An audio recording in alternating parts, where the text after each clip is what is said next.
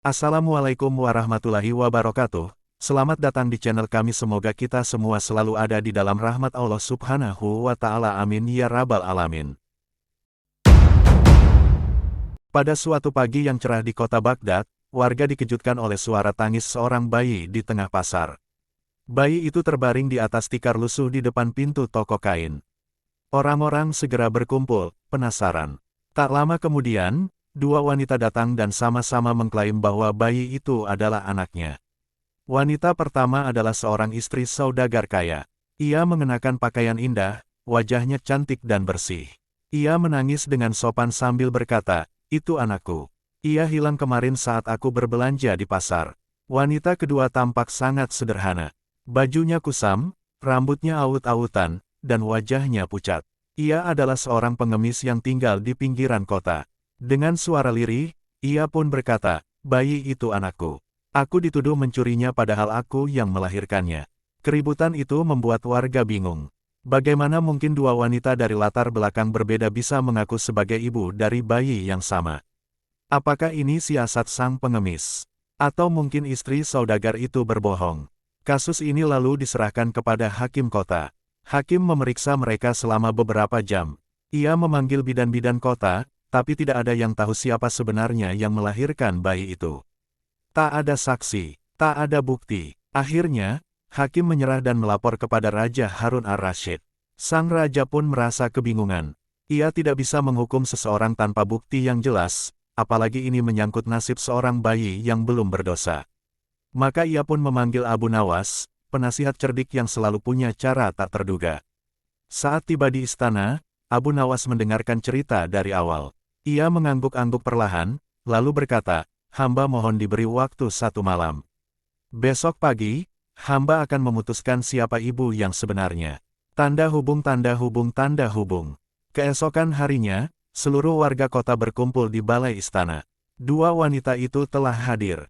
Raja duduk di singgasana dengan wajah serius. Bayi itu pun diletakkan di atas tempat tidur kecil, dijaga oleh pengawal istana.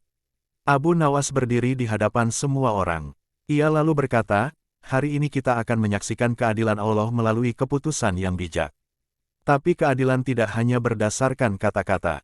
Ia harus muncul dari hati." Lalu ia memanggil algojo istana, membawa pedang besar yang mengkilap. Semua orang mulai berbisik-bisik. "Apa yang akan dilakukan Abu Nawas?" tanya mereka. Dengan suara tenang namun tegas, Abu Nawas berkata, "Karena tidak ada yang mengaku menyerah, dan bayi ini tidak bisa memilih ibunya, maka satu-satunya cara adalah membagi bayi ini menjadi 2. Masing-masing wanita akan mendapatkan separuh." "Adil, bukan?" Wanita kaya itu terlihat cemas, tapi ia berusaha tegar. "Jika itu satu-satunya jalan, lakukanlah," katanya. Sementara wanita pengemis langsung memeluk kaki Abu Nawas. Ia menangis, tersungkur di lantai. "Jangan, jangan lakukan itu. Jangan bunuh bayi itu. Serahkan saja pada wanita itu. Biarlah aku kehilangan anakku asal ia hidup. Aku rela, aku rela." Abu Nawas menatap wajah wanita itu. Matanya berkaca-kaca. Ia mengangguk, lalu berkata dengan lantang, "Inilah ibu kandung bayi ini." Seorang ibu sejati tidak akan pernah rela melihat anaknya disakiti, bahkan jika ia harus kehilangan segalanya. Warga yang menyaksikan peristiwa itu terdiam. Beberapa menangis. Raja pun berdiri dan menepuk pundak Abu Nawas. "Kau benar-benar bijak, wahai Abu Nawas. Tidak hanya cerdas, tapi hatimu juga dipenuhi belas kasih." Wanita pengemis itu memeluk bayinya erat-erat. Ia berterima kasih sambil menangis haru. Wanita kaya itu hanya tertunduk diam. Setelah diselidiki lebih lanjut, ternyata ia memang tidak memiliki anak. Ia ingin mengambil bayi itu agar bisa mewarisi harta suaminya, karena mereka tidak punya keturunan. Raja memerintahkan agar wanita itu dihukum karena kebohongannya. Sedangkan si pengemis diberi tempat tinggal dan bantuan untuk membesarkan anaknya. Ia tak perlu mengemis lagi. Sebelum Abu Nawas pergi, Raja kembali menawarkan posisi sebagai penasehat utama kerajaan. Tapi seperti biasa, Abu Nawas menolak dengan sopan. "Hamba ingin tetap tinggal bersama rakyat. Di sanalah hamba belajar arti kehidupan yang sebenarnya." Rakyat bersorak memuji kebijaksanaan Abu Nawas. Cerita ini menjadi legenda yang diwariskan dari generasi ke generasi, bahwa kebenaran tak selalu bisa dilihat dari pakaian, harta, atau jabatan, tapi dari ketulusan hati seorang ibu. Cerita selanjutnya. Pagi itu, suasana pasar di kota Baghdad begitu ramai. Para pedagang berteriak menawarkan dagangannya, anak-anak berlarian sambil tertawa, dan bau roti panggang yang hangat menyeruak dari setiap sudut. Namun, keramaian itu tiba-tiba terpecah oleh suara keributan. Dua pria bertengkar hebat di depan sebuah warung roti. Mereka saling dorong, saling bentak, dan hampir saling pukul. Di tangan salah satu dari mereka ada sepotong roti besar yang direbutkan oleh keduanya. Orang-orang pun segera berkerumun. Aku yang menemukannya lebih dulu. Teriak pria pertama, seorang pengrajin kulit bernama Harim. Itu bohong, roti itu jatuh dari meja penjual, dan aku yang lebih dulu memungutnya. Balas pria kedua, seorang penjual sayur bernama Kamal. Pemilik warung roti pun keluar dan berkata, aku tidak tahu siapa yang menjatuhkan roti itu. Yang pasti, roti itu memang milik warungku, tapi sudah jatuh ke tanah. Siapapun boleh mengambilnya, namun dua pria itu tetap bersikeras. Roti itu tampak lezat, besar, dan masih hangat. Mungkin bisa mengenyangkan mereka seharian. Mereka menolak berbagi. Mereka berteriak satu sama lain sampai akhirnya penjaga pasar membawa mereka ke balai kota. Kasus ini sampai ke pengadilan kota. Hakim mendengarkan pengakuan mereka satu persatu. Harim bersumpah bahwa ia melihat roti itu jatuh dan langsung memungutnya. Kamal mengaku bahwa ia bahkan sudah menggigit sedikit ujungnya. Namun keduanya tak punya bukti yang jelas. Tak ada saksi yang melihat siapa yang lebih dulu menyentuh roti. Hakim pun kebingungan. Ia tak mungkin memutuskan kepemilikan roti hanya berdasarkan kata-kata. Karena tak ingin salah mengambil keputusan, hakim memutuskan untuk membawa masalah ini ke istana. Setelah mendengar kasus itu, Raja Harun ar-Rasyid mengerutkan dahi. Hanya karena sepotong roti, orang bisa bertengkar seperti ini. Katanya kesal. Namun sang raja tahu, ini bukan sekadar soal roti. Ini soal keadilan, soal siapa yang benar dan siapa yang serakah. Ia pun segera memanggil Abu Nawas, si cerdik yang tak pernah kehabisan akal. Abu Nawas datang dan mendengarkan cerita dengan saksama. Ia mengangguk-angguk dan berkata, hamba mohon waktu 1 malam. Besok hamba akan memutuskan siapa yang berhak atas roti itu. Keesokan harinya, warga kota berkumpul di balai kota, penasaran. Dua pria yang bertikai duduk di depan meja besar. Di tengah meja, roti yang diperebutkan diletakkan di atas nampan emas. Abu Nawas berdiri sambil tersenyum. Ia lalu berkata, karena roti ini tidak bisa dibagi dengan adil, dan karena tidak ada bukti yang kuat, maka aku akan membuat keputusan berdasarkan hati nurani. Ia memanggil seorang juru masak istana. Kau, potong roti ini menjadi 2 bagian sama besar, perintah Abu Nawas. Roti pun dipotong, 1/2 diberikan kepada Harim, setengah lainnya kepada Kamal. Keduanya tersenyum, namun belum sempat menggigit. Abu Nawas berkata lagi, tunggu. Ia mengambil selembar kertas dan berkata, sebelum kalian makan roti ini, kalian harus menjawab 1 pertanyaan. Mereka mengangguk. Abu Nawas bertanya, jika kalian melihat seorang pengemis kelaparan di jalan, apa yang akan kalian lakukan dengan roti ini? Harim menjawab, aku akan menyembunyikannya. Roti ini milikku. Aku juga miskin. Kamal menjawab, jika aku sudah makan separuh, dan masih ada sisa, mungkin aku akan memberinya sepotong kecil. Abu Nawas tersenyum. Lalu ia memanggil seorang pemuda miskin dari kerumunan. Ini dia pengemis yang kutemui tadi pagi. Dan tahu kalian, roti ini sebenarnya adalah bagian dari bantuan makanan yang jatuh dari keranjang istana. Semua orang terdiam. Abu Nawas berkata, kalian berdua tidak memiliki hak atas roti ini. Jika kalian benar-benar butuh, kalian akan rela berbagi. Tapi kalian hanya memperebutkannya karena nafsu. Roti ini akan kuberikan kepada pemuda ini. Ia tak meminta apa-apa, tapi layak mendapatkannya. Raja yang menyaksikan keputusan itu langsung tersenyum bangga. Sekali lagi kau menunjukkan bahwa kebenaran tak selalu berada di tangan yang paling keras bersuara, kata Raja. Abu Nawas hanya tersenyum. Roti adalah simbol, katanya. Siapa yang serakah, tak layak memilikinya. Tapi siapa yang tulus, bahkan tanpa memintanya, akan diberi rezeki oleh Allah. Warga kota pun pulang dengan hati yang penuh pelajaran. Dan dua pria yang bertengkar tadi hanya bisa menunduk malu. Cerita selanjutnya, Pada suatu pagi yang cerah di Baghdad, para jamaah keluar dari masjid setelah menunaikan salat subuh. Seperti biasa, mereka mengambil sandal masing-masing yang diletakkan di luar. Namun, tiba-tiba terdengar teriakan keras dari seorang pedagang kaya bernama Syakir. "Siapa yang mencuri sandal emas milikku?" Orang-orang pun terkejut. "Sandal emas? Siapa yang memakai sandal dari emas ke masjid? Ini sandal mahal dari Damaskus. Aku taruh di depan masjid seperti biasa, tapi sekarang hilang," serunya. Tiba-tiba, seorang lelaki miskin bernama Barzan, yang sedang mengenakan sandal tua dan tambalan di mana-mana, mendekat dan berkata, "Itu sandal milikku. Aku tidak mencuri sandal siapapun." Namun anehnya, di dekat Barzan terdapat sepasang sandal emas yang tampak baru saja diletakkan diam-diam di dekatnya. Orang-orang mulai mencurigainya. Syakir langsung menuding, "Itu pasti dia pencurinya. Dia ingin mengganti sandalnya dengan punyaku." Barzan membela diri, "Demi Allah, aku bahkan tak berani menyentuh emas. Aku datang ke masjid hanya membawa sandal bututku." Maka dimulailah perdebatan panas, dan orang-orang bingung menentukan siapa yang jujur dan siapa yang licik. Keduanya pun dibawa ke balai kota. Hakim pun datang dan memeriksa kasus tersebut. Ia mencoba mencocokkan ukuran kaki mereka, memeriksa saksi, namun tidak ada satupun saksi mata yang benar-benar melihat peristiwa pertukaran itu. Masalah menjadi pelik karena Syakir bersikeras sandal itu miliknya, sementara Barzan juga bersumpah bahwa ia tidak pernah memilikinya. Hakim pun angkat tangan. "Aku tak sanggup memutuskan perkara ini. Ini bukan soal harga sandal, tapi soal kejujuran dan kehormatan."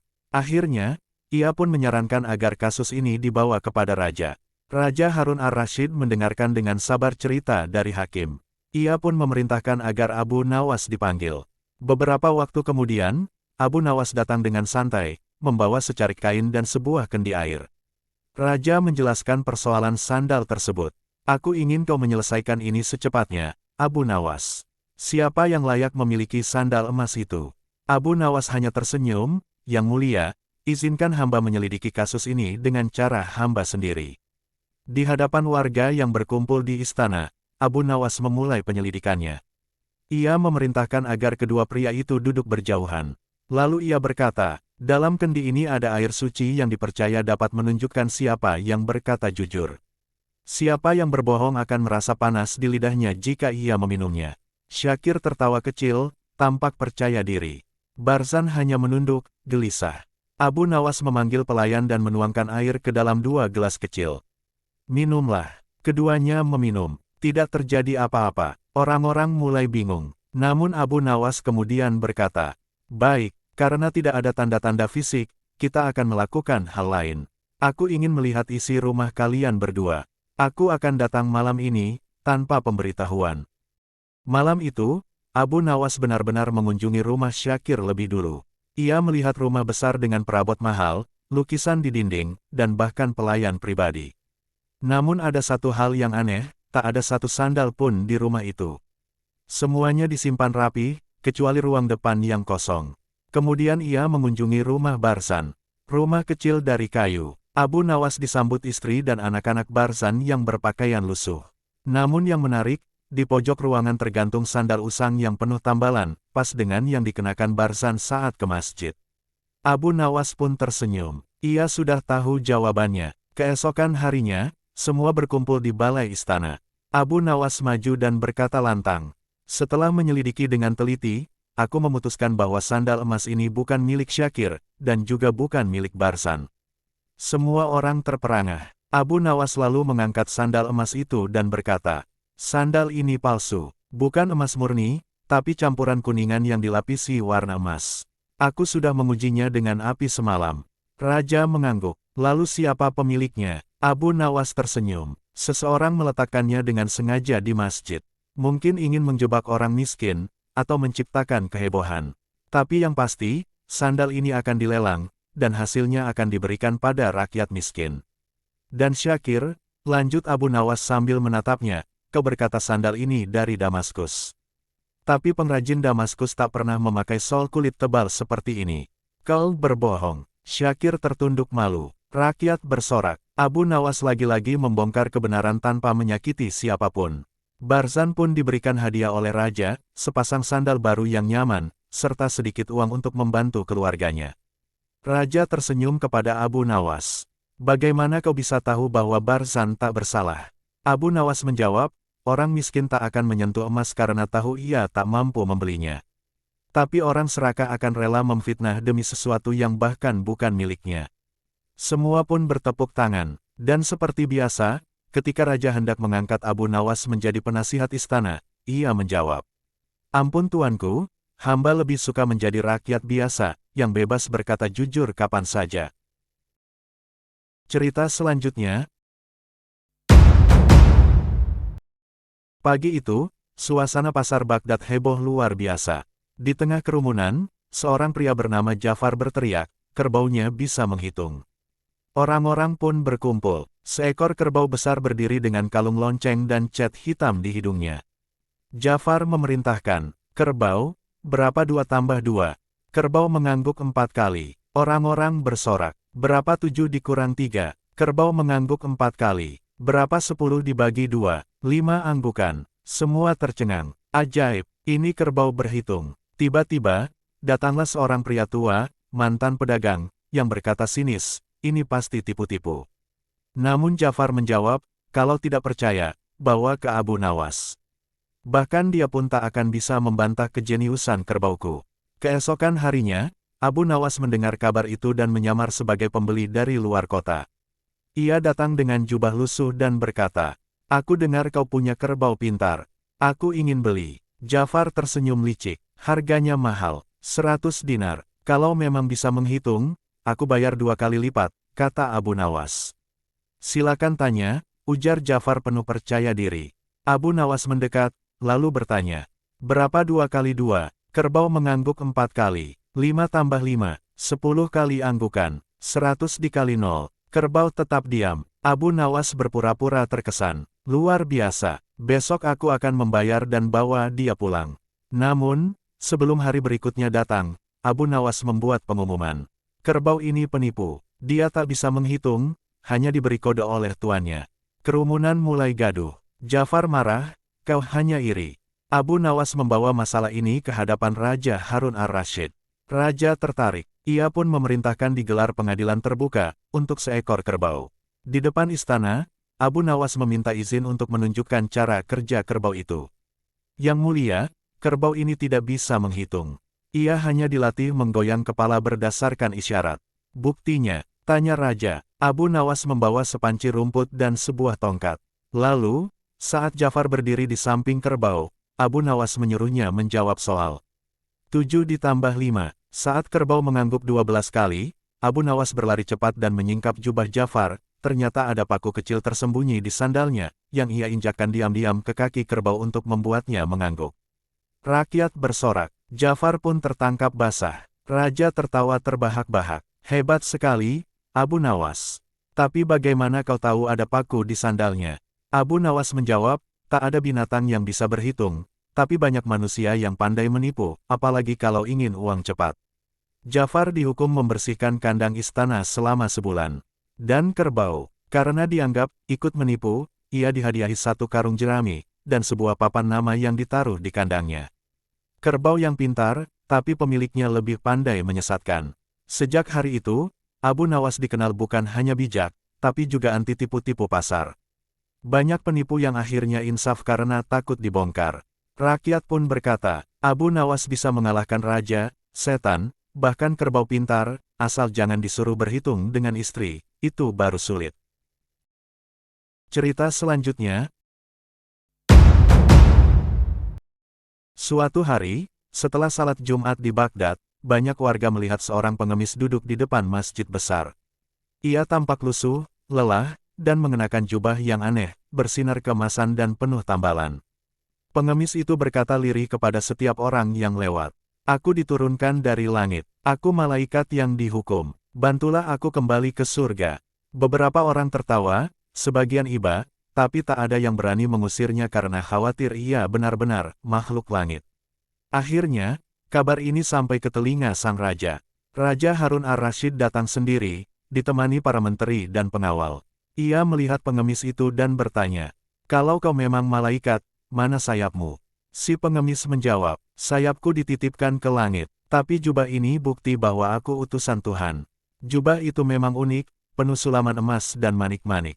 Raja hampir percaya, namun, ia teringat sesuatu, Abu Nawas. Raja memanggil Abu Nawas dan berkata, kali ini, aku benar-benar bingung. Bisa jadi dia gila, bisa jadi benar. Tolong selidiki dengan akalmu yang aneh itu. Abu Nawas tertawa, baik, Yang Mulia. Beri aku waktu 1 malam saja. Malamnya, Abu Nawas menyamar sebagai pencuri dan menyelinap ke tempat pengemis itu tidur. Ia mencuri jubahnya dan menggantinya dengan kain buruk. Keesokan harinya, pengemis itu ribut, jubahku hilang. Jubah malaikat hilang. Warga berkumpul, bagaimana kau bisa kehilangan jubah surgawi? Pengemis itu panik, aku harus pulang ke surga. Abu Nawas menghadap raja dan membawa jubah emas yang ia curi malam tadi. Ia berkata, Yang Mulia, izinkan jubah ini bicara. Raja bingung, jubah bisa bicara. Abu Nawas tersenyum. Ia menyuruh Algojo menyobek sedikit jubah itu. Dari dalamnya, keluar label kecil bertuliskan, buatan pasar Baghdad, milik teater rakyat. Semua terdiam, lalu tertawa terbahak-bahak.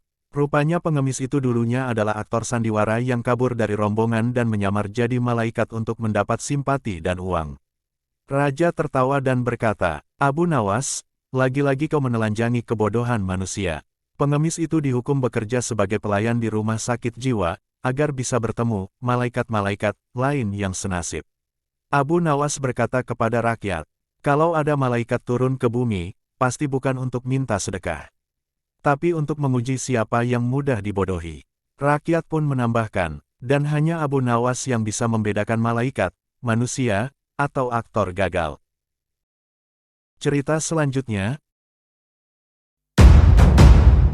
Suatu pagi yang cerah, Baghdad dikejutkan oleh kedatangan seorang pedagang misterius dari negeri jauh. Ia membawa satu barang unik yang ditaruh di atas meja beludru merah, sebuah cermin bundar berbingkai emas. Ia berteriak lantang, cermin ini bukan sembarang cermin. Ini adalah cermin dari surga. Bila kalian berkaca, kalian akan melihat jiwa kalian yang sebenarnya. Orang-orang penasaran. Mereka satu persatu mencoba melihat ke dalam cermin. Lucunya, tiap orang yang melihat ke dalam cermin langsung pucat. Ada yang tiba-tiba menangis. Ada yang memaki dirinya sendiri. Ada pula yang langsung berlari pergi tanpa sepatah kata. Akhirnya, kabar ini sampai ke telinga sang raja. Raja Harun ar-Rasyid penasaran. Ia datang ke pasar ditemani para pengawal dan penasihat. Di tengah kerumunan, ia bertanya, apa istimewanya cermin ini, wahai pedagang? Pedagang itu menunduk sopan dan berkata, Yang Mulia, cermin ini memperlihatkan wajah sejati seseorang. Ia tak bisa berbohong. Di dalamnya, Anda akan melihat dosa-dosa tersembunyi. Raja tertarik. Namun sebelum mencoba, ia berkata, panggil Abu Nawas. Aku ingin ia mencoba dulu. Kalau cermin ini benar, dia pasti melihat kenakalannya. Abu Nawas datang dan berkata, wahai Baginda, aku bersedia berkaca, tapi hanya jika setelah itu Baginda juga ikut berkaca. Raja mengangguk. Adil sekali. Abu Nawas lalu berdiri di depan cermin, menatap dalam-dalam, lalu tiba-tiba ia tersenyum lebar dan berkata, wah, aku melihat asteris seseorang yang sangat jujur, tampan, dan bijaksana. Bahkan Tuhan mungkin sedang tersenyum melihatku. Orang-orang tertawa. Pedagang itu kebingungan. Ia berkata, mustahil, cermin ini pasti rusak. Biasanya orang menangis. Raja pun berkaca. Seketika wajahnya berubah pucat. Ia berkata, siapa yang membuat cermin ini? Kenapa aku melihat wajah seorang pemalas dan rakus? Abu Nawas langsung mengambil cermin itu, lalu membaliknya. Di balik cermin itu ternyata ada lukisan tipuan yang tersembunyi dan bisa diganti-ganti. Abu Nawas tertawa. Ini bukan cermin dari surga. Ini hanya alat sulap murahan. Sang pedagang menyesuaikan gambar di balik cermin sesuai siapa yang berkaca. Ia mengatur emosi kita. Raja murka. Sang pedagang akhirnya mengaku bahwa ia belajar trik ini dari rombongan pertunjukan sandiwara. Raja berkata, kau akan dihukum menghibur anak-anak di rumah yatim, bukan menipu rakyat di pasar. Abu Nawas kemudian menasihati rakyat. Cermin terbaik bukanlah yang terbuat dari emas atau kaca, tapi dari hati nurani. Jika hati kalian jernih, kalian tak butuh cermin dari surga untuk tahu siapa diri kalian. Rakyat bertepuk tangan. Sekali lagi Abu Nawas menyelamatkan negeri dari tipu daya dengan akalnya yang cemerlang. Cerita selanjutnya. Pada suatu pagi, suasana istana mendadak tegang. Raja Harun ar-Rasyid murka besar karena sesuatu yang sangat penting baginya telah hilang, sepasang sepatu emas kesayangannya. Sepatu itu bukan sembarang sepatu, konon dibuat dari kulit rusa putih dan dihiasi emas serta batu delima. Raja berkata, barang siapa mencurinya, akan dihukum mati. Cari pencurinya sekarang juga. Para prajurit menggeledah seluruh istana, dari ruang makan hingga kandang unta. Tapi sepatu itu lenyap tanpa jejak. Karena tak ada bukti, para pelayan istana mulai saling tuduh. Seorang pelayan tua bernama Samir ditangkap karena terakhir membersihkan kamar raja. Samir menangis. Demi Allah, aku tidak mengambilnya. Aku bahkan takut memegang barang-barang mewah. Namun karena tak ada tersangka lain, Samir tetap ditahan. Sang raja mulai meragukan keadilannya sendiri. Panggil Abu Nawas. Hanya dia yang bisa melihat apa yang tidak tampak. Abu Nawas datang, dan melihat raja duduk sambil marah-marah. Wahai Baginda, sepatu yang hilang itu bukan sekadar benda, tetapi ujian bagi keadilan kerajaan. Abu Nawas minta waktu 3 hari untuk mencari sepatu itu. Ia tidak pergi ke pasar. Ia tidak menyelidiki kamar pelayan. Sebaliknya, ia hanya duduk di pinggir jalan, memperhatikan kaki orang-orang. Orang-orang bingung, apa yang dia lakukan? Cari sepatu hilang kok cuma lihat kaki orang. Pada hari ketiga, Abu Nawas mendekati seorang penjual minyak wangi yang pakaiannya sangat mewah, meski biasanya sederhana. Tapi ada satu hal mencurigakan, ia mengenakan sepatu tertutup, padahal cuaca Baghdad sangat panas. Abu Nawas menghampirinya dan berkata, wahai sahabat, aku ingin membeli minyakmu. Tapi izinkan aku mencium sepatumu dulu. Orang itu ketakutan dan hendak kabur. Abu Nawas langsung menangkapnya dengan bantuan warga. Ternyata benar, di dalam sepatunya, tersembunyi lapisan kulit emas dan batu delima yang dipotong-potong dan dijahit ulang. Pencuri itu mengaku bahwa ia menyelinap ke istana malam hari karena tahu jalur rahasia di belakang taman. Ia hendak mencuri harta, tapi hanya sempat mengambil sepatu. Raja berkata, karena Abu Nawas menyelamatkan orang tak bersalah, aku akan menghadiahinya sepatu emas ini. Abu Nawas menjawab, hamba mohon jangan, Baginda. Sepatu emas hanya cocok bagi raja. Rakyat cukup memakai kebenaran sebagai alas kaki. Raja tersenyum lebar. Samir pun dibebaskan dan diberi hadiah karena ketabahan dan kesetiaannya. Sekali lagi, kecerdikan dan kejujuran Abu Nawas menyelamatkan orang yang tak bersalah dan membuka kedok penjahat sejati. Baghdad kembali damai, dan rakyat makin mencintai si penipu bijak ini. Cerita selanjutnya. Pagi itu, pasar Baghdad ramai seperti biasa. Tiba-tiba terdengar teriakan dari seorang saudagar kaya bernama Bahir.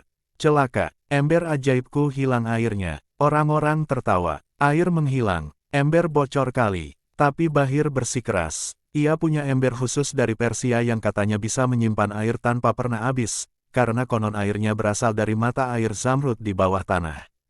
Aku menaruhnya di halaman rumah semalam. Pagi ini isinya kosong. Ia pun menuduh tetangganya, seorang penjual kurma bernama Zaki. Kau yang paling dekat, pasti kau mencurinya. Zaki marah. Mereka pun bertengkar dan nyaris berkelahi. Kasus ini sampai ke pengadilan, namun hakim bingung, karena tidak ada saksi dan tidak ada bukti pencurian. Akhirnya, semua sepakat panggil Abu Nawas. Abu Nawas tiba sambil tersenyum. Wahai Baginda dan para hadirin, mari kita uji logika. Ia meminta ember itu dibawa ke pengadilan. Ember tampak baik-baik saja, tanpa retak. Kau yakin airnya tidak pernah habis, Bahir? Yakin, itu ember ajaib. Aku beli mahal dari tukang sihir di Basrah. Abu Nawas pun minta diisi penuh dan ditaruh di bawah sinar matahari. Kita lihat, apakah air ini hilang karena dicuri, atau karena embus angin panas Baghdad. Abu Nawas meninggalkan ember itu selama 3 hari di halaman pengadilan. Tiap hari, airnya berkurang sedikit demi sedikit. Tidak ada yang mendekat, semua disegel. Di hari ketiga, ember itu kosong. Bahir murka. Lihat, itu pasti ulah Zaki. Dia menyelinap malam hari. Namun Abu Nawas berkata tenang. Lebih besar dari, kalau begitu, mari kita adili embusan angin dan panas matahari. Karena hanya mereka yang mendekati ember ini. Semua orang tertawa, bahkan Zaki tersenyum lega. Lebih besar dari, embermu bukan ajaib. Itu hanya ember biasa dengan harapan luar biasa. Abu Nawas kemudian berkata, terkadang, orang terlalu percaya pada keajaiban yang tak masuk akal, lalu menyalahkan orang lain saat harapannya runtuh.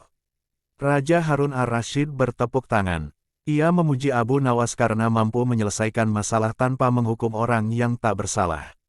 Kau tidak hanya menyelamatkan Zaki, tapi juga menyelamatkan Bahir dari kebodohannya sendiri. Abu Nawas tertawa, terkadang, keajaiban bukan pada ember, tapi pada akal sehat. Raja kemudian memberikan perintah, letakkan ember ini di tengah pasar, biar jadi pengingat bahwa akal lebih penting dari cerita kosong. Dan begitulah, ember itu jadi ikon pasar Baghdad. Di bawahnya tertulis, air bisa menguap, tapi tuduhan tak boleh sembarangan. Abu Nawas kembali ke rumah sambil bersiul, sementara warga Baghdad tak berhenti membicarakan kejeniusan si penipu bijak. Kisah ini mengajarkan bahwa kecerdikan dan logika lebih berharga daripada kepercayaan buta. Abu Nawas lagi-lagi berhasil mengubah konflik menjadi pelajaran. Cerita selanjutnya. Suatu hari, pedagang kaya bernama Abdul Malik datang tergopoh-gopoh ke istana. Ia mengadu pada Raja Harun ar-Rasyid dengan wajah gusar. Wahai Baginda, seseorang telah mencuri emasku sebanyak 10 keping. Aku menyimpannya di dalam laci meja kayu di ruang tamu. Raja bertanya, apakah ada saksi? Tidak, tapi yang bisa masuk ke rumahku hanya 2 orang, pembantuku dan saudara sepupuku. Salah satu dari mereka pasti pelakunya. Kasus ini membingungkan. Tak ada bekas paksa, tak ada saksi, tak ada jejak. Sang raja langsung teringat pada orang paling cerdik di Baghdad, Abu Nawas. Abu Nawas datang, mendengar cerita Abdul Malik, lalu meminta meja itu dibawa ke istana. Aku ingin bicara dengan si meja, katanya serius. Warga yang menyaksikan mulai tertawa. Abu Nawas gila, namun Abu Nawas tetap serius. Ia menaruh meja di tengah ruangan, lalu menyuruh semua orang diam. Wahai meja, siapa yang mengambil emas itu? Hening. Lalu Abu Nawas mendekat, seolah menempelkan telinganya ke permukaan meja. Ia mengangguk-angguk, kemudian menoleh ke raja. Meja ini sudah bicara, tapi belum jelas siapa pelakunya. Saya butuh 1 hari. Abu Nawas meminta kedua terduga, pembantu dan sepupu Abdul Malik, datang ke istana keesokan hari. Hari ini, meja akan bicara lagi. Tapi hanya pada orang yang mencurinya. Ia berkata pada mereka berdua, masing-masing dari kalian harus datang satu persatu dan berdiri diam di dekat meja selama 5 menit. Jika meja bicara saat kau berdiri, maka kau pencurinya. Keduanya setuju, walau gugup. Pembantu masuk duluan. Ia berdiri 5 menit, tak terjadi apa-apa. Kemudian giliran sepupu Abdul Malik. Tapi saat ia baru berdiri selama 2 menit, Abu Nawas tiba-tiba berseru. Tangkap dia, dialah pencurinya. Semua orang kaget. Apa benar meja bicara? Abu Nawas tertawa. Mejanya tidak bicara, tapi aku melumuri bagian bawahnya dengan minyak gaharu yang lengket dan harum. Sebelum mereka masuk, aku suruh mereka cuci tangan bersih. Saat pembantu keluar, tangannya tetap wangi gaharu. Tapi saat sepupu keluar, ia buru-buru menggosok-gosok tangannya ke jubahnya karena panik. Siapa yang merasa bersalah pasti gelisah. Dan rasa bersalah itu yang membuatnya menyingkirkan bau meja secepatnya. Raja dan rakyat bertepuk tangan. Sepupu Abdul Malik tak bisa berkutik. Ia mengaku mencuri dan menyembunyikan emas di balik tembok kamarnya. Raja memerintahkan agar emas dikembalikan dan sepupu itu dihukum. Sementara Abu Nawas mendapat hadiah 5 keping emas sebagai tanda kecerdikan. Wahai Abu Nawas, ujar raja, kau sungguh luar biasa. Meja pun seolah mau bicara padamu. Abu Nawas tersenyum. Terkadang meja tidak perlu bicara, karena hati nurani pelakunya sudah bersuara lebih keras. Kisah ini mengajarkan bahwa akal dan pengamatan bisa lebih tajam dari tuduhan. Abu Nawas kembali membuktikan bahwa kebenaran tak selalu butuh keajaiban, cukup akal sehat dan ketenangan hati. Cerita selanjutnya. Suatu hari, Raja Harun ar-Rasyid mendapat kabar mengejutkan dari salah satu daerah kekuasaan di utara Baghdad. Seorang gubernur melaporkan bahwa sebuah istana misterius telah muncul di tengah gurun pasir.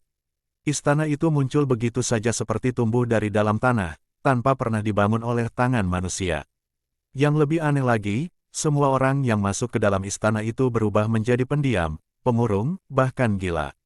Istana itu penuh cermin, kata si gubernur, tapi entah mengapa, orang-orang keluar seakan melihat sisi gelap dirinya. Raja pun penasaran dan mengutus tim ahli, tapi tak satu pun kembali dengan jawaban. Akhirnya, ia memanggil Abu Nawas. Abu Nawas datang ke istana dan mendengarkan cerita raja dengan seksama.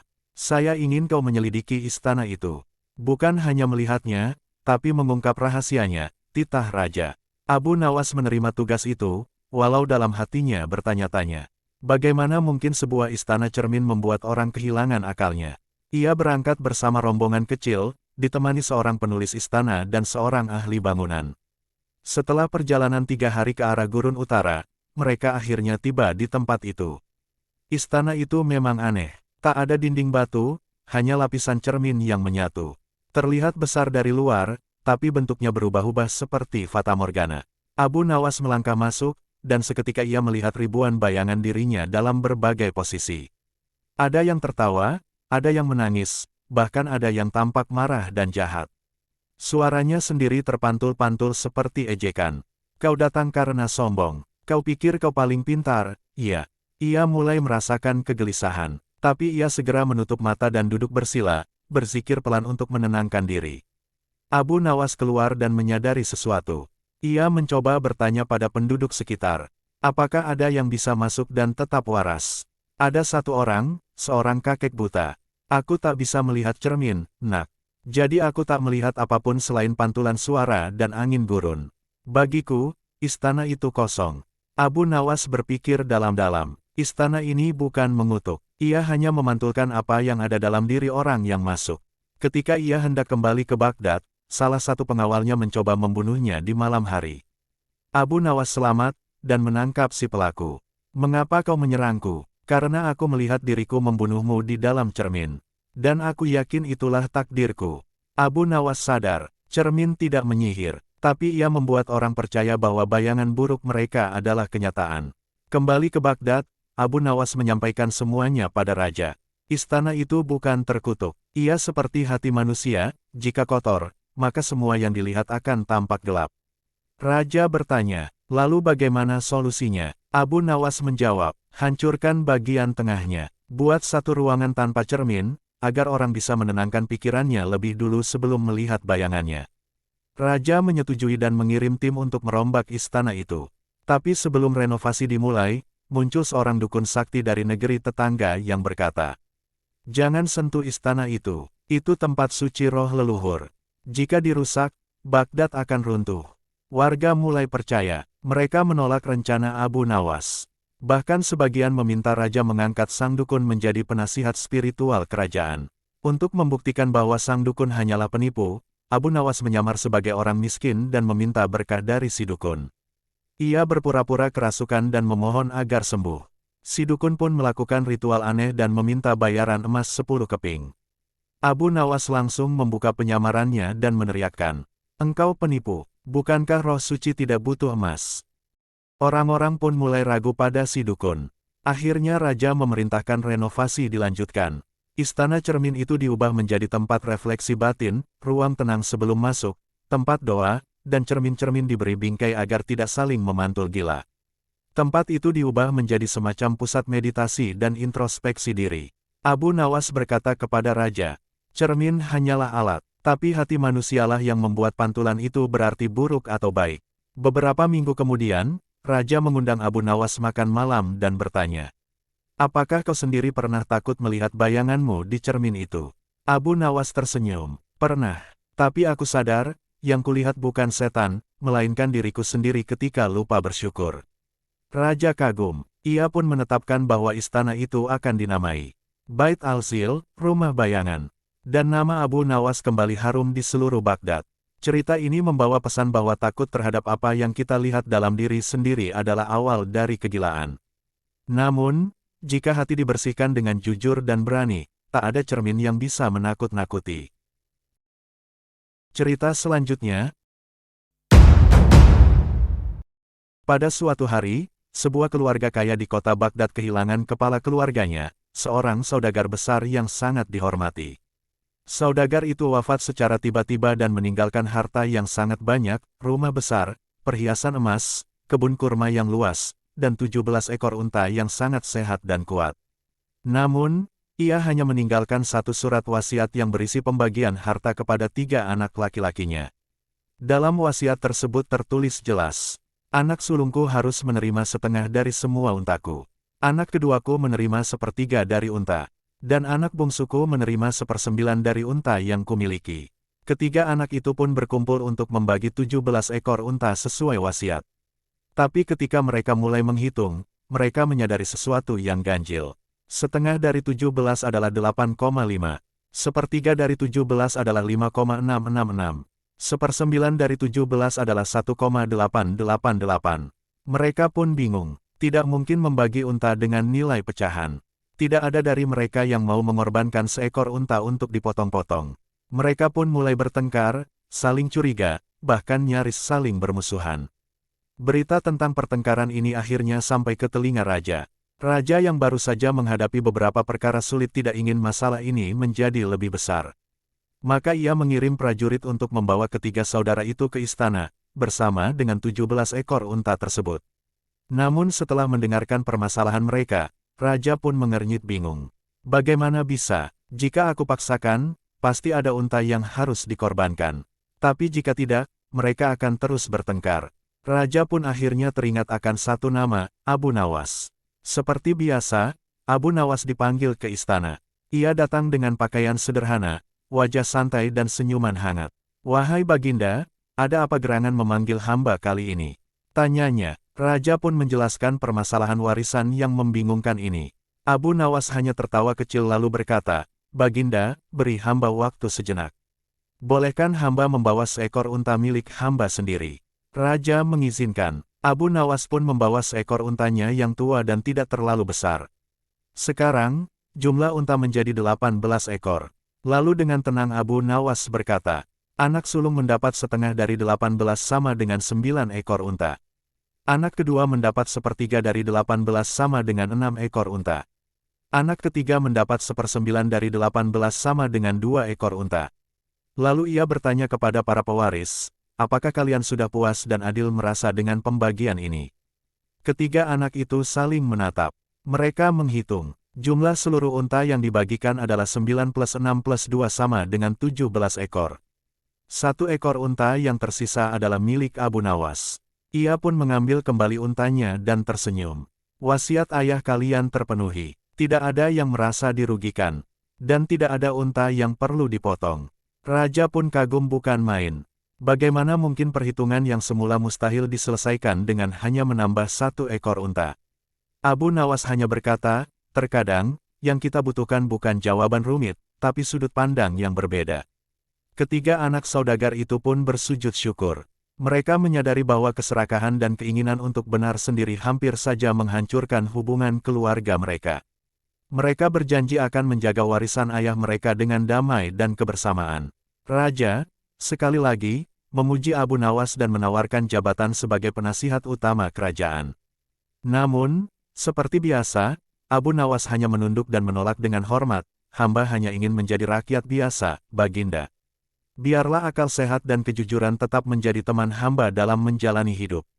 Cerita ini mengajarkan bahwa perselisihan seringkali muncul bukan karena kekurangan, tetapi karena ketidaktahuan atau ego. Kecerdasan sejati bukan hanya soal logika, tapi juga empati dan niat menyatukan. Kadang untuk menyelesaikan masalah, yang dibutuhkan hanyalah satu langkah kecil di luar kebiasaan. Cerita selanjutnya. Pada suatu pagi di kota Baghdad, sebuah keributan terjadi di pasar. Seorang pemuda miskin bernama Harun menangis terseduh di depan sebuah toko emas. Ia berteriak sambil menunjuk seorang pedagang kaya yang tengah duduk santai di balik meja dagangnya. "Wahai warga, saksi, pedagang ini mencuri emasku. Aku menitipkan kantong berisi 100 dinar emas seminggu lalu. Tapi hari ini, saat aku menagihnya kembali, ia bilang tidak pernah menerima apa-apa dariku."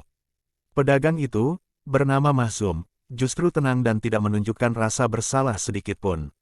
"Anak muda ini mengada-ada," ujar Mahzum. "Ia tak pernah menitipkan apapun padaku. Mana mungkin aku yang sudah tua dan terpandang mencuri dari seorang pemuda miskin. Warga mulai ramai berkumpul. Sebagian kasihan pada Harun, sebagian ragu karena Mahzum dikenal sebagai pedagang besar. Masalah ini pun akhirnya dibawa ke hadapan hakim. Namun hakim kebingungan, karena tidak ada bukti tertulis atau saksi yang benar-benar melihat peristiwa itu.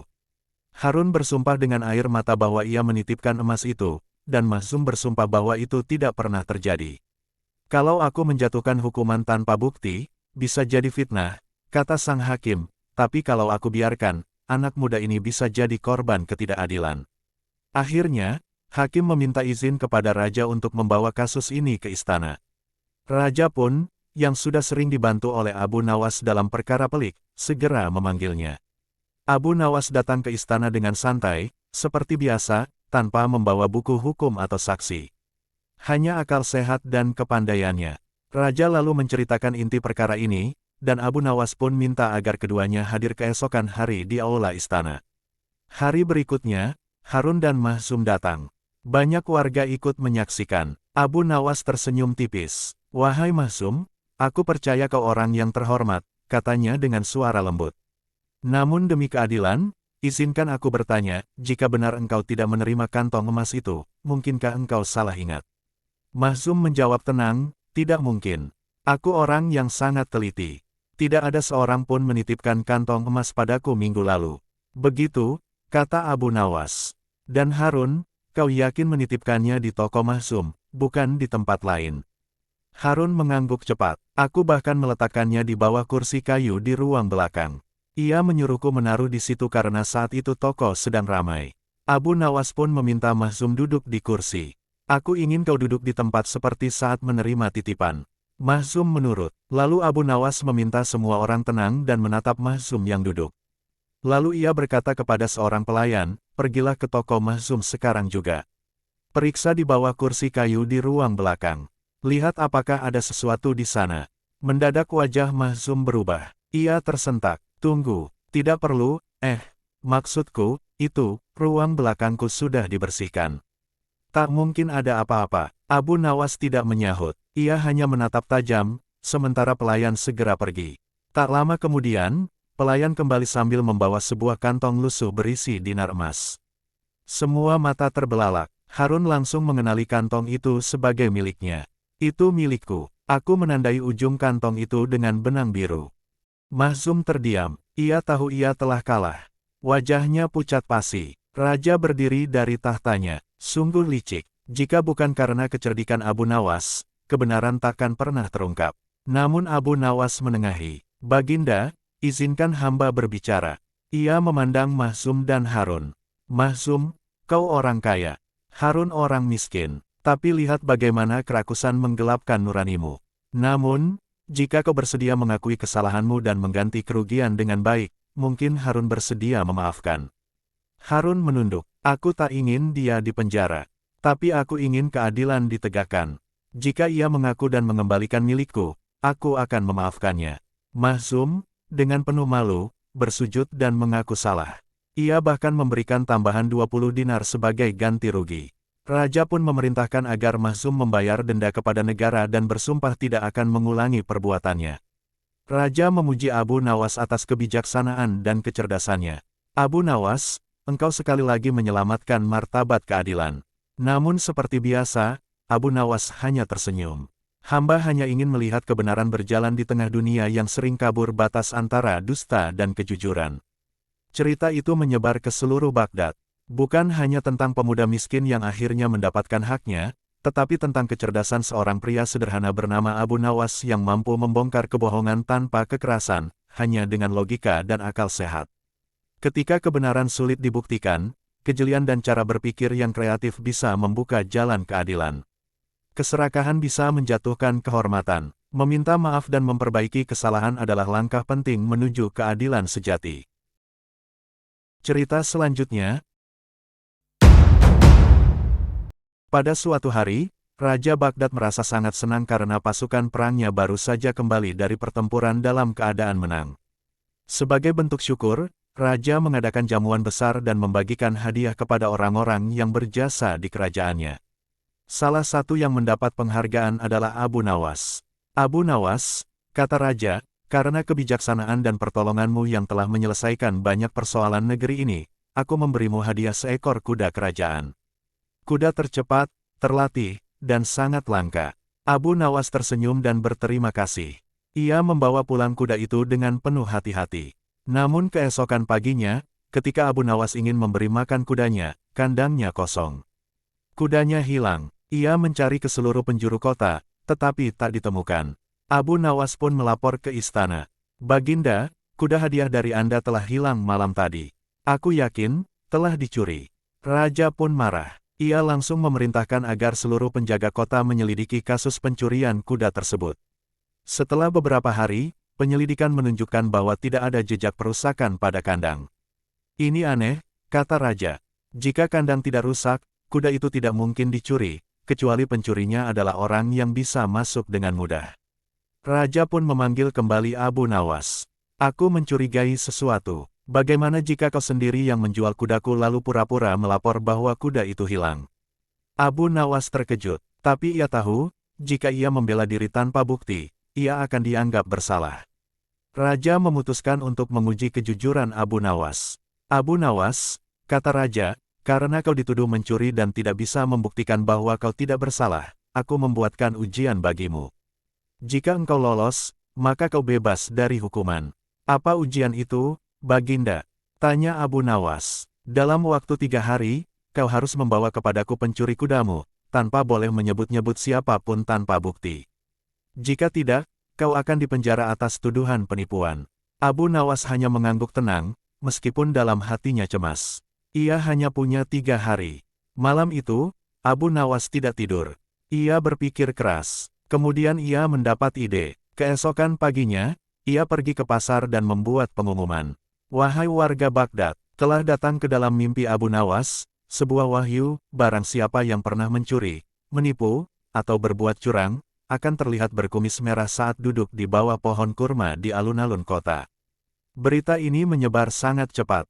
Orang-orang tertawa, menganggap Abu Nawas sedang bercanda. Tapi ada yang mulai merasa gelisah. Yang merasa bersih tetap santai. Tapi mereka yang merasa punya dosa, terutama yang benar-benar mencuri kuda, mulai cemas. Hari ketiga, Abu Nawas memasang bangku panjang di bawah pohon kurma besar di tengah kota. Ia mengundang semua pejabat, rakyat, dan bahkan para pengawal istana untuk duduk satu persatu. Ia memperhatikan wajah orang-orang yang duduk. Setiap orang yang duduk, ia menatap lekat-lekat. Dan ketika seorang pria duduk, ia tiba-tiba menunduk, menyentuh bibirnya, lalu menyeka kumisnya. Ia tampak gugup. Abu Nawas langsung berdiri dan menunjuknya. Inilah pencurinya. Semua orang terkejut. Dari mana engkau tahu? Tanya raja yang hadir di sana. Abu Nawas menjawab, orang yang merasa bersalah akan takut terlihat bersalah. Aku hanya menanamkan ide, kumis merah, dalam pikirannya. Dan lihat, dia menyentuh kumisnya berkali-kali. Ia khawatir terlihat berbeda, padahal semua itu hanya jebakan pikiran. Pria itu akhirnya mengaku bahwa ia memang masuk diam-diam lewat pintu belakang rumah Abu Nawas yang terbuka karena lupa dikunci. Ia lalu membawa kabur kuda itu dan menjualnya keluar kota. Raja terbahak, antara kagum dan bingung. Bagaimana engkau selalu bisa memecahkan perkara pelik, bahkan dengan cara yang tak pernah terpikirkan? Abu Nawas hanya tersenyum, karena manusia tak bisa lari dari pikirannya sendiri. Raja pun mengembalikan kuda itu kepada Abu Nawas. Bahkan sebagai tanda penghargaan, ia menambahkan seekor lagi. Tapi kali ini, kata raja, aku akan menugaskan 2 penjaga khusus untuk kudamu.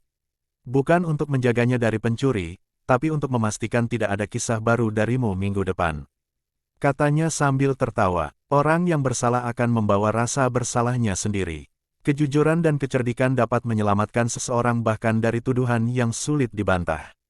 Pikiran manusia adalah tempat terbaik untuk menyembunyikan atau menemukan kebenaran.